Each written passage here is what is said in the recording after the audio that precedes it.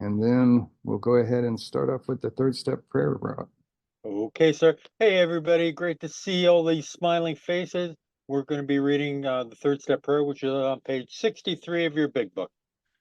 God, I offer myself to thee, to build with me and do with me as thou wilt.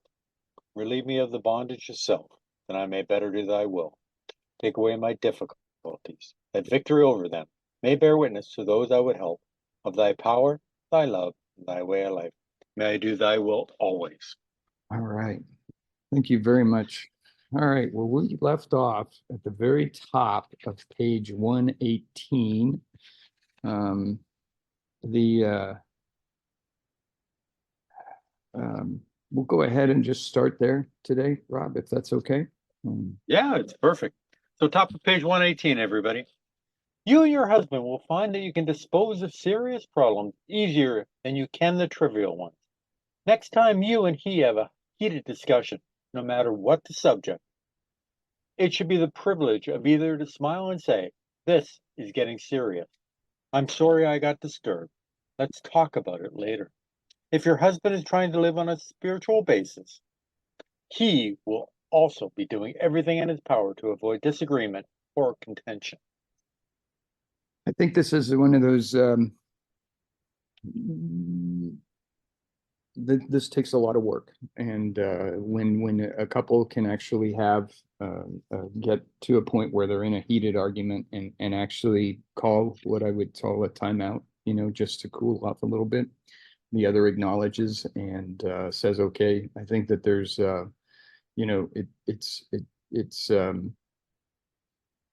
it's just one of those situations where it's very rare, I think, that people are able to do that. I know in the heat of the moment, and I speak from experience on my side, it's hard to let go of the heat, if you will, and stop and take a break. It is necessary, I think. I think it's one of those. This is obviously a very good piece of advice, and I just would just say that it's nice if it happens. It's actually, there's what ultimately comes out of that, and I believe this is that there's it grows the mutual respect. It fosters good communication, and out of that comes a stronger relationship. So bottom line is if you're able to do this, this is a great thing. And so it's something you should strive towards. And even if one is able to do it and the other one has difficulty with it, that's at least something. But it is something to practice when things do get heated. Rob? Yeah, and this is something that needs to be talked about before you get to this point. Is that, you know, when things are getting a little out of hand, you know, you have the right and I have the right to say, can we stop right here and revisit this? I'm getting a little upset right now. Because remember, on page 67, we avoid retaliation or argument. We wouldn't treat sick people that way. Okay? Nobody wins in those situations. What happens is that we get upset and we might say something that we don't mean and we wouldn't in a normal situation say. Remember, what is my favorite thing about this book is to pause. Pause. And this is where we use the pause because we don't want to hurt somebody else needlessly or an accident. Okay. Resentments grow out of arguments. Okay. Because we get upset. So we don't want to get to that point. So this is one of the spiritual tools that we've talked about. Okay. And we use this so that we don't dig ourselves into a bigger hole than we want to. Okay. So this is getting serious. I'm sorry I got disturbed. Okay. It's not, hey, this is getting serious. You seem to be really upset. No, we take responsibility. Remember Yes. that. We take responsibility. Your husband knows he owes you more than sobriety. He wants to make good. You must not expect too much. His ways of thinking and doing are the habits of years. Patience, tolerance, understanding, and love are the watchwords. Show him these things in yourself, and they will be reflected back to you from him. Live and let live is the rule. If you both show a willingness to remedy your own defects, there will be little need to criticize each other. Yeah, and this is one I think that is important, and it's tough. That patience, that tolerance, understanding, and love. Just trying to remember that this is trying to undo years of bad things and strife, that type of thing. It's going to take some time, and there's probably, not only the sobriety that the alcoholic is working on, but the emotional sobriety as well is also that something that needs to be worked on, and that takes a lot of time. You have to undo a lot of bad habits and tendencies, and out of that, you start to again nurture these better feelings, these stronger and more positive emotions, and out of that, you get a lot better. Again, a lot better relationship with really good communication, and so trying to remember that, and especially in the heat of the moment, is a strength that I think that is something that both sides have to really work at and achieve. Right? Yeah, I want to go to page 83 for just a moment. It's the sort of in the middle of the first paragraph. Their defects may be glaring, but the chances are that our own actions are partly responsible. Remember, we're taking responsibility. So we clean house with the family, asking each morning in meditation that our Creator show us the way of patience, tolerance, kindliness, and love. You know, we have to have patience. We've been living our life the way we've been living it for a little while now. Whether it's, you know, been 10 years, 20 years, how long we've been in, and changing patterns takes time. How much time? Our friend Bill S. from New Jersey always says, time takes time. We don't know how long it takes. It takes time. Things aren't going to change overnight. Okay. But we've learned in step 4 what our defects are. And so when they crop up, we become aware of them. And hopefully we can stop them. But when we don't stop them, we have step 10, which is our safety net, where we can take care of it now. Okay, we don't sweep things under the carpet anymore. We do it now. So if you both show a willingness to remedy your own defects, there will be little need to criticize each other. Hey, we don't criticize other people. We show love, patience, and tolerance for other people. We women carry with us a picture of the ideal man, the sort of chap who we would like our husbands to be. It is the most natural thing in the world, once his liquor problem is solved, to feel that he will now measure up to that cherished vision. The chances are he will not, for, like yourself, he is just beginning to develop. Be patient. Yeah. The utopian, the perfect person. I think that there is it's that ideal partner. It's a tough thing uh, to accomplish, and I think it's one of the things that they're trying to say here is that that's really not going to happen. There is going to be that human element in it, and everybody's going to be imperfect, and I think that just being patient with the person, understanding that they're trying to undo years of strife and bad habits, and then establishing some level of good communication, and that positive reinforcement of that is an important element in trying to achieve what you're trying to do. And I got to tell you that the more positive that you can be with the alcoholic, the better off that alcoholic's going to be. And I speak, generalities. Obviously, if there's still a lot of hurt feelings and a lot of bad blood, then there's going to be some troubles and some rough waters. But um, the idea here is to rise above that. No matter what the feelings are, you've got to rise above it and really work hard towards the positive. And doing so over a period of time is going to reap some benefit, um, and again, the relationship is going to improve because of it. Rob? Be patient. Yes. You know what? You've waited for your mate to get sober for a long period of time. You know, now they're trying to change their life. All we can do is be patient. You know, I love how Bill Wilson writes this chapter.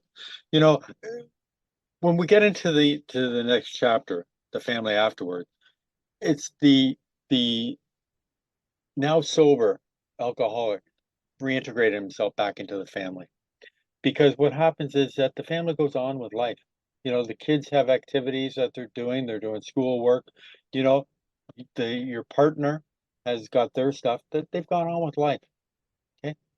We, slipped out of that life. You know, we wanted to isolate and be by ourselves so we could drink the way we wanted to drink without anybody telling us what to do.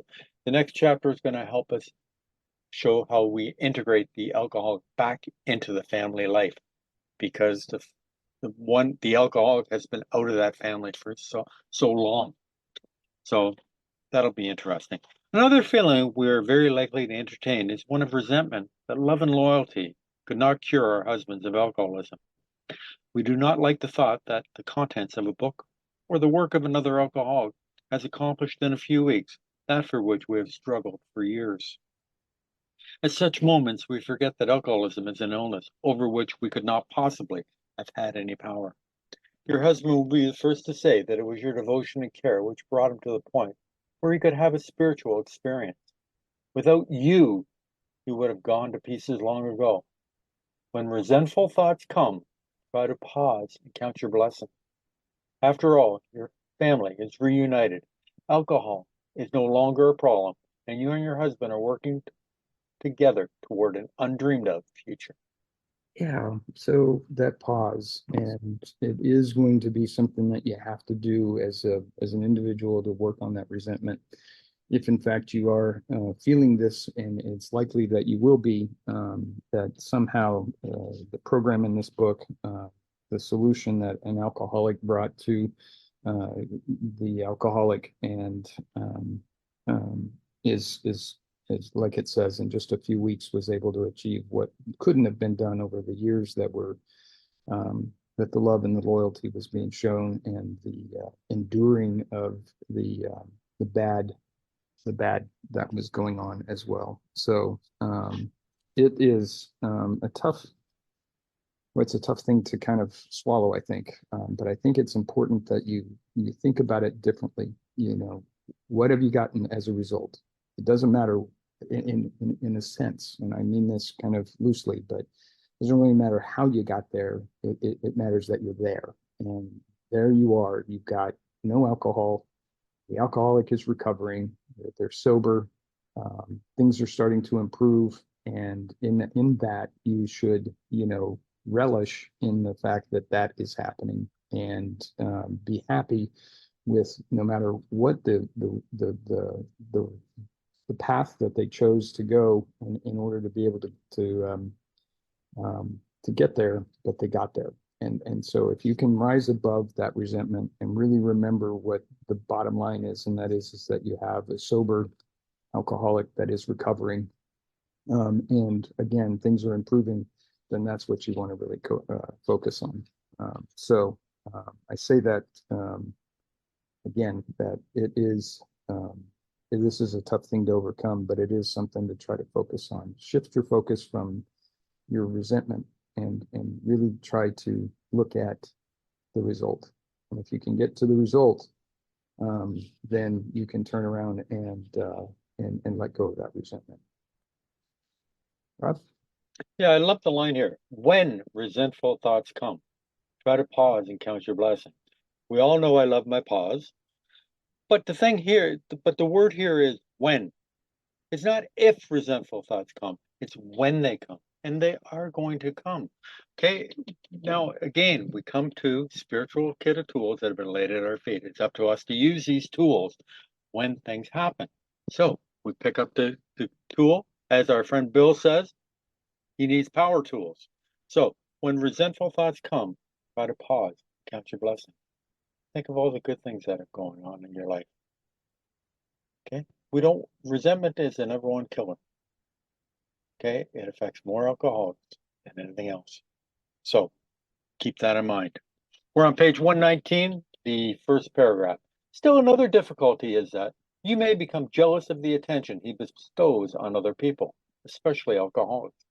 You have been starving for his companionship, yet he spends long hours helping other men and their families. You feel he should now be yours. The fact is that he should work with other people to maintain his own sobriety. Sometimes he will be so interested that he becomes really neglectful. Your house is filled with strangers. You may not like some of them, get stirred up about their troubles, but not at all about yours. It will do little good if you point that out and urge more attention for yourself. We find it a real mistake to dampen his enthusiasm for alcoholic work. You should join in his efforts as much as you possibly can. We suggest that you direct some of your thoughts to the wives of his new alcoholic friends. They need the counsel and love of a woman who has gone through what you have. And this is really a pitch towards Al-Anon and really trying to again remove yourself from your own personal needs and wants and trying to focus on the alcoholic partner in the relationship. Remember that nothing ensures immunity from drinking than the work with other alcoholics. And so this is something that you should remember, that is a good thing for this person to be doing, and that it requires some support and an understanding and some patience. It's going to be maybe there's good places in there where you can communicate and there can be some time set aside that is agreed upon between the two in order to get that time together. But just remember that this work is important to the recovery. And after all, again, I come back to this, and that is what is the end result? You have a sober, recovering alcoholic, truly recovering, not just one that's white knuckling it, that kind of thing, that is a dry drunk kind of person. You've got somebody that truly has found that higher power, has overcome the drink problem, and is now working with other people to ensure his immunity or her immunity. There's a lot to be said for that, and that it should be supported. And I think this is also going back to the time, there's not, maybe you have people coming into the house, but more than likely you have somebody going to a church or community center or other venue to have these meetings and have this work being done by the alcoholic person to the AA meetings that they would be attending. So it's a little bit different, a different time now. But nonetheless, I have seen that it has, for example, my work sometimes encroaches upon what the family thinks that they should be getting instead. And it just takes some good communication and some understanding and patience to get through it. But it's hard. Rob? Yeah, dividing that pie is very, very difficult. I want to go to page 89 for a second. And this is why the alcoholic has to work with other alcoholics. Practical experience shows that nothing will so much ensure immunity from drinking as intensive work with other alcoholics. It works when other activities fail. This is our 12th suggestion. Carry this message to other alcoholics. You can help when no one else can. You can secure their confidence when others fail. You remember they are very ill. Okay? If we are not helping other people, we are not doing the program. What can I do for others? Okay? Once we have done the process, we carry it to other people. This book is specific to alcoholics. Helping others is our primary purpose.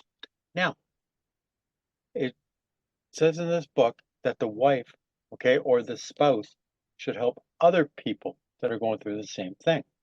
Al-Anon, okay? Okay. When at the beginning, when the book was first printed and they went to Oxford group meetings, okay, the wives and the husbands all went together. And, they would talk to each other and help each other out in these situations. You know, in the 1930s, Bill would bring people into his home and let them stay. One gentleman stayed for a year, Bill Cousins, ended up killing himself in Bill's house. Okay. In Dr. Bob and Ann's house, there was a gentleman there, Eddie Riley, who chased Ann around the house with a butcher knife. We don't have to do that these days. Thank God. Thank God we don't do these things. We have detoxes, we have rehab places that we can go to. Right.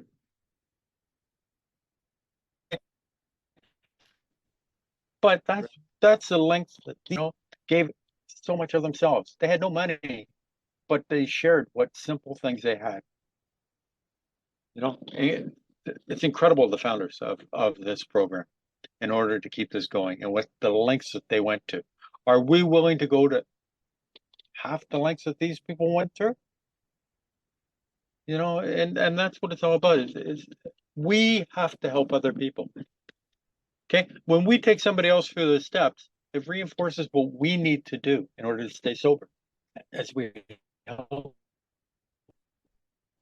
the new person.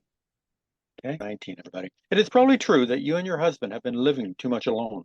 From drinking many times isolates the wife of an alcoholic. Therefore, you probably need fresh interests and a great cause to live for as much as your husband. If you cooperate rather than complain, you will find that his excess enthusiasm will tone down. Both of you will awaken to a new sense of responsibility for others. You, as well as your husband, ought to think of what you can put into life instead of how much you can take out. Inevitably, your lives will be fuller for doing so. You will lose the old life to find one much better. Yeah, this is again that situation of being able to focus on the positive and really work towards eliminating the negative and really focusing on the good as to what is happening. Focus on the positive and remember that you now have an alcoholic that's sober and recovering in a way that is improving the lives of everybody in the family as well as others outside of the family. And that focus on the positives and kind of capturing that enthusiasm and looking at other areas where you can improve things, it just starts to exponentially grow that positive experience. And in doing so, you have a much fuller and more rewarding life. It may be that you attend some of the meetings that the alcoholic member of the family is going to. It may be that you get involved in Al-Anon. It may be that you pick up a new hobby or something like that somehow you can share with the alcoholic member of the family. And in doing so, again, the positive comes out of that in good communication, good feelings, and out of that is just things just get better. And it's kind of, things are a little brighter, colors are a little more brilliant, and things are just good. Yep. Rob? They are. I'm going to go to page 102 for a second. And the reason you'll see why I'm going there for a second.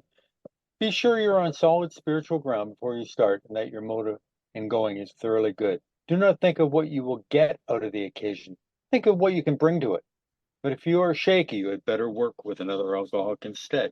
Okay? The whole idea is that we have been takers most of our life. What can we get out of a situation? Okay, if I'm going to do something for Leo, the reason I'm doing it is not because I want to help Leo, it's because he's going to owe me. Okay, so now my motives are, Leo's asked for help, I'm going to give him help. Why? Because it's the right thing to do. That's what normal people do.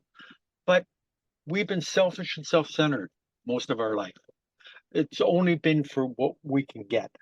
Okay, what can I take from this situation? not what I can give. Now, if our motives are correct, we can go to any place on earth, any place where liquor is being served, if we have the right motives. And that's what it's all about.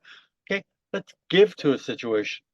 Okay, I want to go to Louise's wedding, okay, to celebrate the happiest day of her life.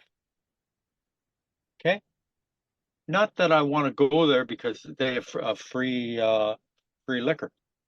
Okay, I want to go to celebrate the new life that she is starting with her new.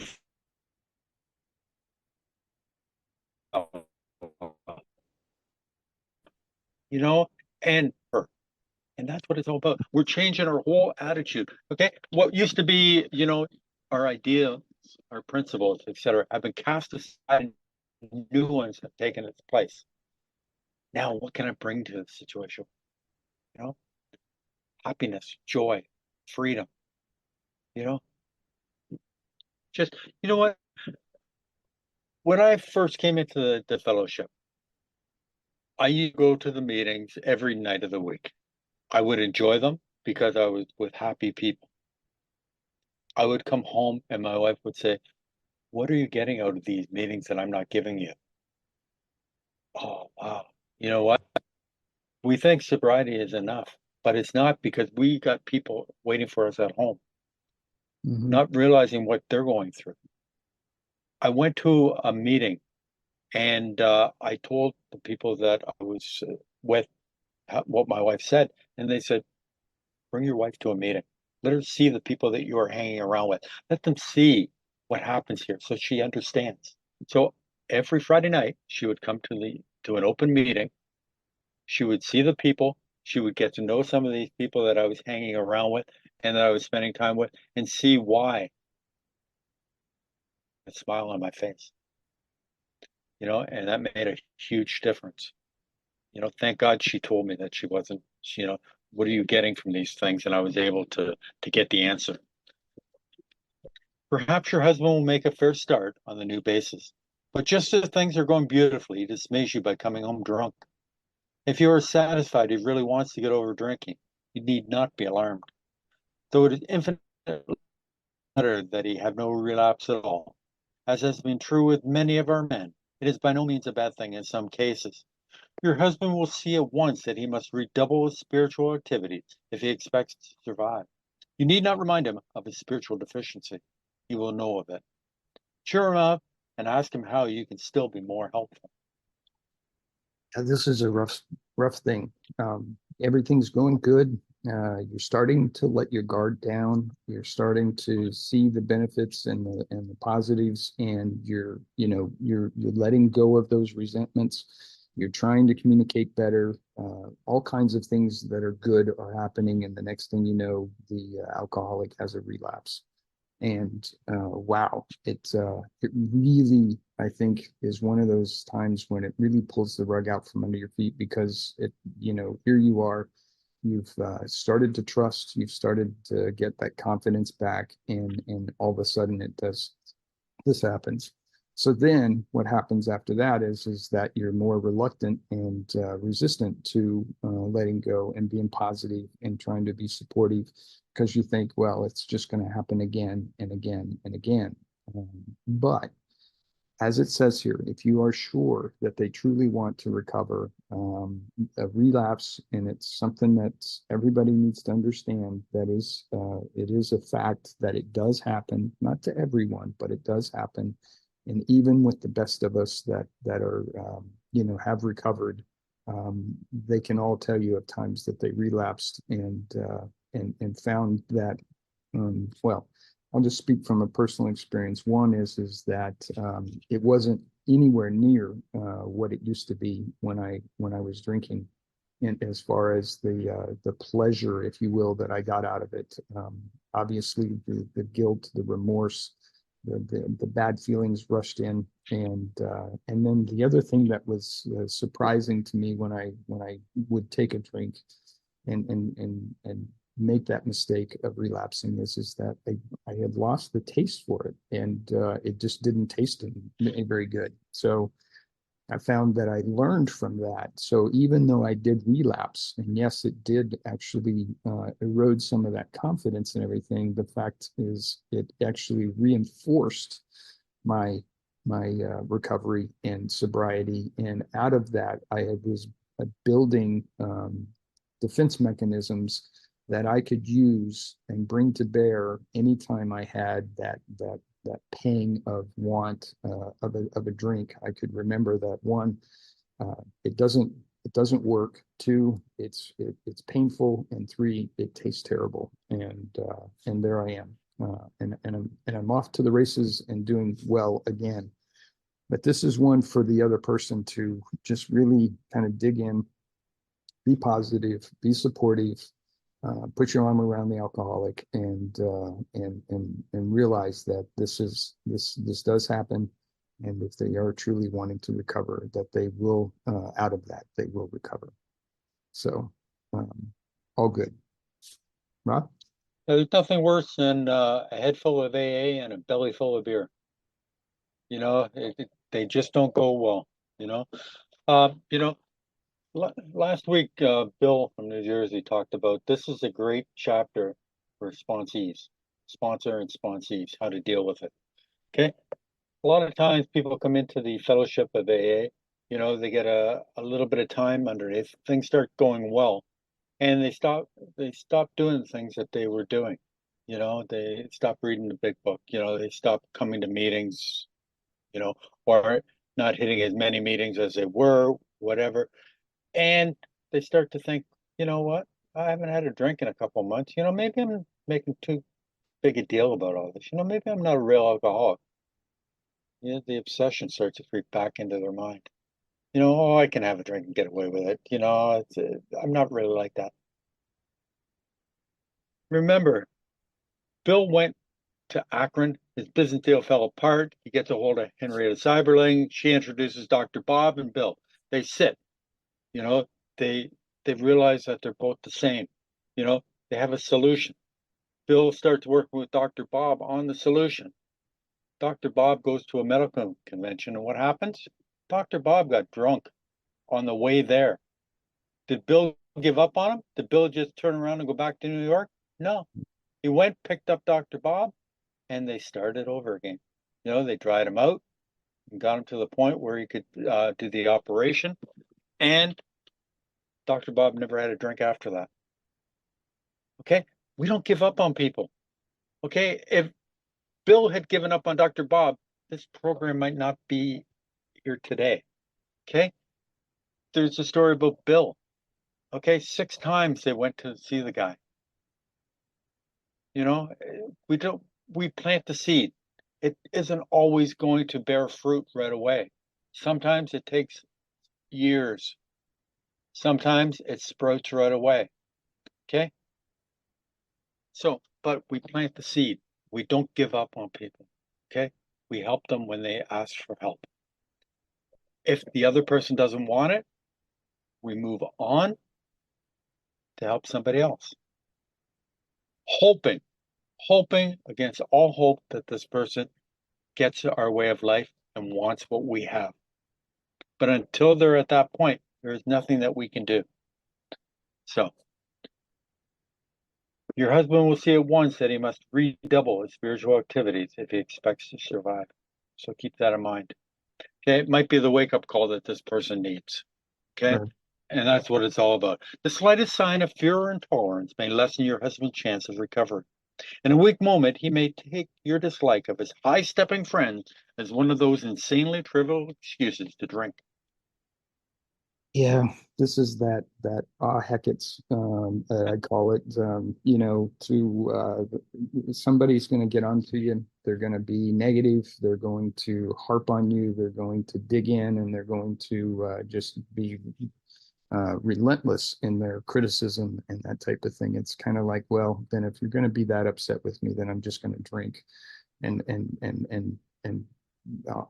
to heck with it, I'm going to drink. And this is one of those areas where it's really, again, we're asking you as the non-alcoholic here, and to be supportive and positive with the alcoholic and the one that has relapsed, and try to work them through it, just like Bill did with Dr. Bob. And the bottom line is that don't give up, stay positive, be supportive. And I think that in most cases, you're going to find that the alcoholic relapser, if you will, is going to respond positively and go back into recovery and be sober.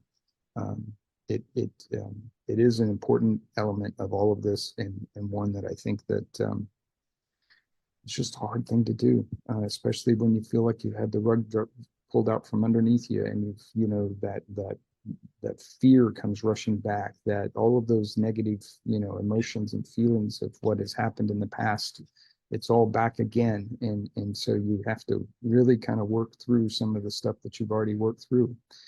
It can be exhausting. And I think it's important, though, that you do the work and stay the course. Rob? Yeah, I'm going to go to page 37, the second paragraph, the middle of the page, basically. In some circumstances, we have gone out deliberately to get drunk, feeling ourselves justified by nervousness, anger, worry, depression, jealousy, or the like. But even in this type of beginning, we are obliged to admit that our justification for a spree was insanely insufficient in light of what always happened. Okay? Bill from New Jersey always says, you know what? We drink at people. People upset us and we drink at them. Okay? We get drunk in spite of them. Okay? So we always have to keep that in mind. We can use any excuse we want, but if we have done step one properly, okay, we realize that we have the allergy, we have the obsession of the mind, that anytime we take one drink, it sets off the phenomenon of craving. Therefore, I might think to myself, a drink would go pretty good right now. But then I say to myself, but you know what? Then if I take one drink, the allergy is going to kick in and I won't be able to control it. I've smashed the idea that I can safely take a drink. Okay, right now I can rationalize it. Okay, but I have to keep that in my mind. Okay, that I can't take that first drink. Okay, hey, it's a luxury of people that are not alcoholic. Good for them. Good for them. You know what? It's great that they can do that. But I know deep down inside, I cannot do that. We never try to arrange a man's life so as to shield him from temptation. The slightest disposition on your part to guide his appointments or his affairs so he will not be tempted will be noticed. Make him feel absolutely free to come and go as he likes. This is important. If he gets drunk, don't blame yourself. God has either removed your husband's liquor problem or he has not. If not, it had better be found out right away. Then you and your husband can get right down to fundamentals. If a repetition is to be prevented, place the problem along with everything else in whose hands? God's. That's what I like to hear. God's hands. Yeah, so I think this is one of those areas where you've got to be really careful not to try to control. And it's a hard thing to do because you want to try to remove them from the temptation. So you try to avoid going to certain places. You try to, shield them from certain things. And out of that, there is this kind of like, wait, you're controlling me. You're boxing me in. There is a resentment that can well up out of that, and out of that resentment can cause them to go back to drink again. I go with the Hecate. If you're going to do this and go to the lengths that you're going to in order to keep me from drinking, I'm going to show you by figuring out a way to drink. It is something that you need to let them figure out on their own. And if your higher power has removed the drink problem, then there is nothing to really worry about. I'm not saying that they're going to be worry-free.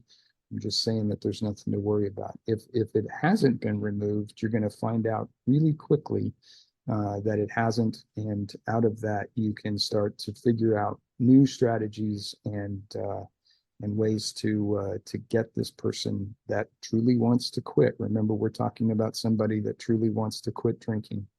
Uh, to figure out ways to tap into that higher power again and really bring it to bear and not drink.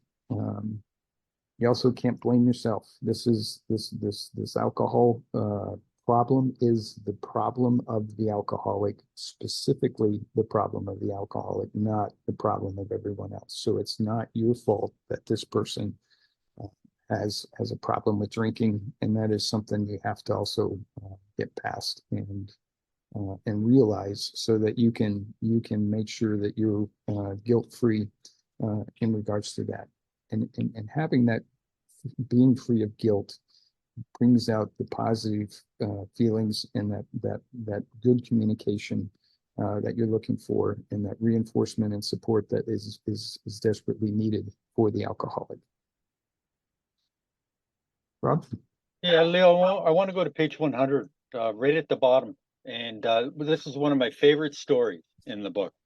Assuming we're spiritually fit, we can do all sorts of things alcoholics are not supposed to do. People have said we must not go where liquor is served. We must not have it in our homes. We must shun friends who drink. We must avoid moving pictures which show drinking scenes. We must not go into bars. Our friends must hide their bottles of where to go to their homes. We mustn't think or be reminded about alcohol at all. Our experiences show that this is not necessarily so.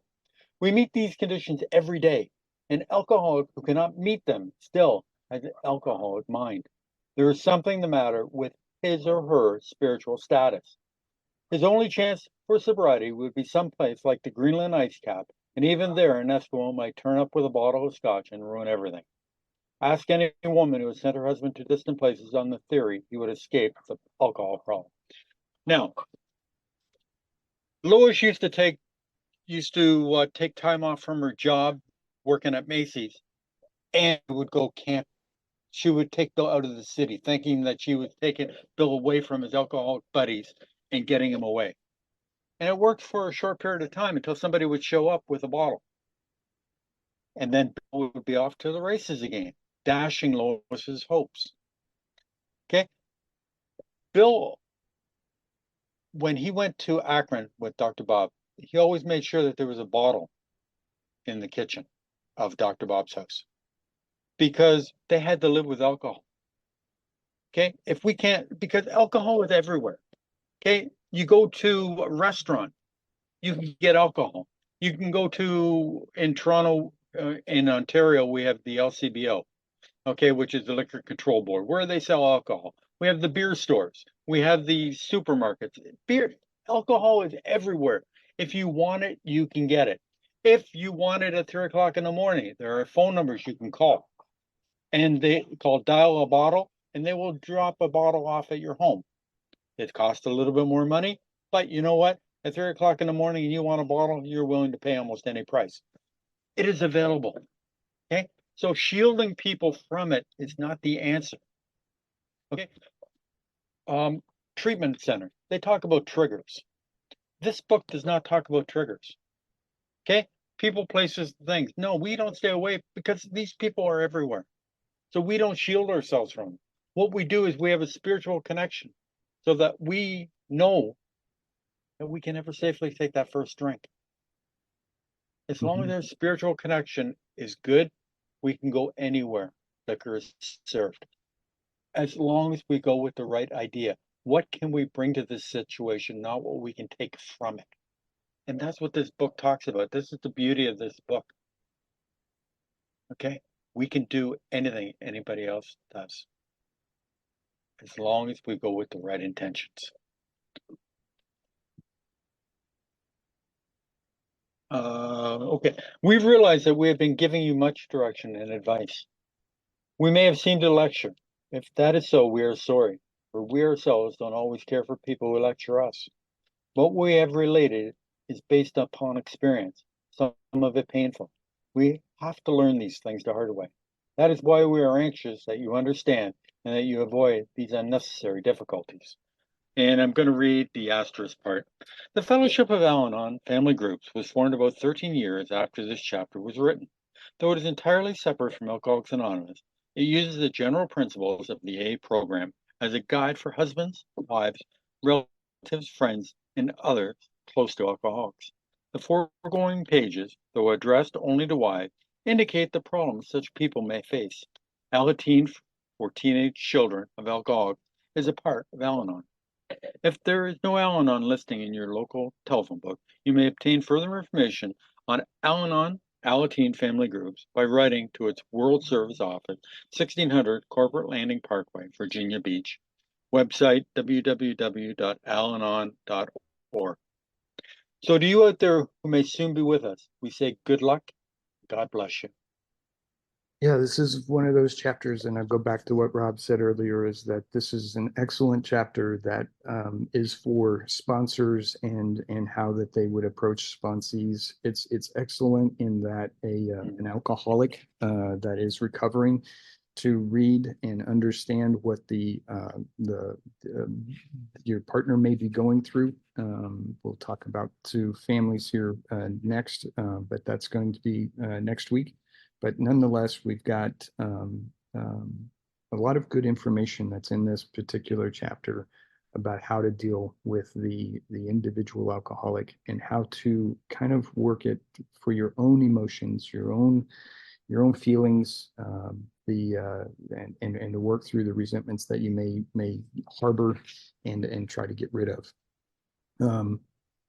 Yes. It would be nice if the alcoholic could find that higher power and never relapse once they've been able to really dig in and find that inner strength that's necessary to do so. But doing so, relapsing is part of recovery. Doesn't have to be, but it does actually happen to a great many of the recovered alcoholics. Most of us, I would say, is either had a relapse or came very, very close to it at times when they were initially in their early recovery phases, or in the early recovery phase of their sobriety. So with that, I will turn it back over to Rob, and then we can turn it over to Bill. Okay. Now I want to go to page 68 for a second. And it's the second paragraph. Perhaps there is a better way. We think so, for we are now on a different basis. The basis of trusting relying upon God. We trust infinite God rather than our finite self. We're in the world to play the role He assigned, just to the extent that we do as we think He would have us, and humbly rely on Him as He enable us to match calamity with serenity. So there is a better way. And if we're in fit spiritual condition, we can do anything anybody else does. Mm-hmm. But if we're not in fit spiritual condition, then we have to realize that and beg off and go and work with another alcoholic. Right. Go help somebody else. Takes us out of our own mind, and it reinforces what we need to do. So, Bill, I leave it all up to you, my friend. I hope I haven't used all your good stuff.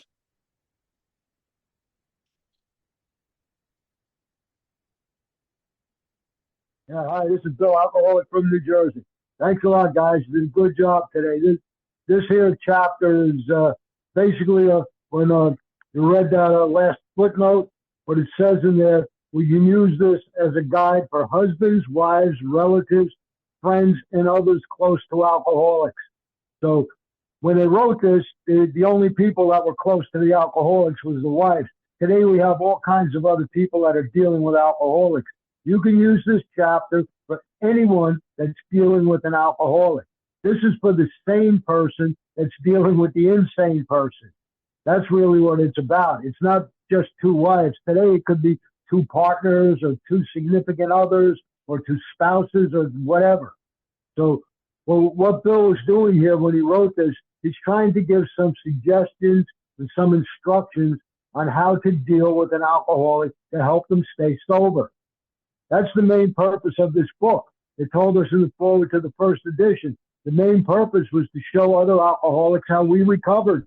That's what the purpose is, to help other alcoholics achieve sobriety. It says that in what is AA, the AA preamble. it says that in the bottom. Our main purpose is to stay sober and help other alcoholics achieve sobriety. And that's what he's trying to do with this chapter. He's trying to help the alcoholic stay sober. And sometimes it sounds like he's beating up on the wife or whatever. We weren't interested in helping the wife get better. We were interested in helping the alcoholic get better. We would try to help the wives also, because then, like by proxy or whatever you want to call it, if the wife got better, there was a better chance that the husband would get better. But this is really just about trying to do what you got to do to deal with an alcoholic. And a lot of times he says in there to put up with their nonsense and not to criticize them and start arguments with them, and don't be resentful about what they did, because Bill Wilson understood when you treat an alcoholic like that, we use that as an excuse to drink. Like was already mentioned, we drink at people. That's what we do. When we get mad at somebody, we drink at them. That's one of the things that starts us off again. And Bill understood that. And he's basically saying, try to treat the alcoholic with kid gloves. Treat them like they're a sick person, not like they're a bad person. Because if you do, they're going to get resentful. And when an alcoholic gets a resentment, we wind up drinking over it. Because that's just what we do as alcoholics. And Bill's trying to get that point across. And he's got a whole lot of different suggestions in here. And you can use this chapter when you're sponsoring somebody. It's got a lot of different information in here on how to deal with an alcoholic. Like was already mentioned, just because somebody has a relapse and they go back out, you don't kick them to the curb and dump them. You know, there's a story on page 36 and 37, Jim the car salesman. He went back out and drank a half a dozen times. And the people in AA kept working with him each time because they realized that he really wanted it, but he was just at the point in his alcoholism where he could not stay stopped. So it depends on where you are in your alcoholism. Alcoholism is a progressive disease. That means people can be at different stages of alcoholism. Some people are in the beginning stage of alcoholism where when they get off the alcohol, they can stay stopped. Some people are in the middle stages. Some people are in the end stages where even if they get dried out and they come out of a detox or whatever, they run right back out to the liquor store or run back out to the bar or whatever, because they're at a point in their alcoholism where their mental part is kicked in so bad they can't stay stopped. But just because somebody can't stay stopped doesn't mean we're supposed to kick them to the curb. That's the person that needs the most help. They may need to go away to some long-term rehab or something, or they need to get God in their life and go through this process. But what's ever going to work for them? But again, different alcoholics are in different places in alcoholism. We all don't have the same exact experience. My experience is not the same as your experience. Some people drank and blacked out. Some people drank and didn't black out. Some people drank on weekends. Some people drank every single day of the week. Everybody's experience is a little bit different, but the solution is the same. We all need to go through these 12 steps. And I think when Bill put this out, like was mentioned, Al-Anon didn't exist yet. He wanted the spouse or the wife of the alcoholic to go through the same 12-step program that the alcoholic goes through, because Bill understood and Bob understood if the spouse of the alcoholic gets better, there's a much better chance that the alcoholic can recover. Because when you're living with somebody that's getting better, some of that stuff rubs off on you. If you're living with somebody that's still acting crazy, even though they're not drinking, they're mad at you, they're screaming and yelling and picking fights with you over your drinking, it's going to be a lot easier for that person to go back out and drink again, because they're going to have resentments, they're going to be aggravated, they're going to feel guilt and remorse. And Bill's just trying to give some suggestions here on how to keep that stuff from happening with the alcoholic. Because again, that's what we do as alcoholics. We pick up a drink because that was our solution to everything. And now that we're sober, we have to find different solutions. And the solution, according to this book, is God. That's what our solution is. We got to get spiritual. We got to get God in our life and ask God to help us. And we're supposed to turn everything over to God. And that's what it keeps saying throughout this book. All over this book, it talks about that. And that's basically the point Bill's trying to get across to us here. So That's pretty much all I got. Thanks a lot for letting me share, guys. Good job today. Thanks very much, Bill.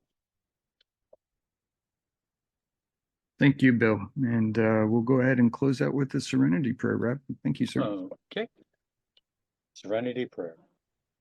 God, grant me the serenity to accept the things I cannot change, courage to change the things I can, and wisdom to know the difference.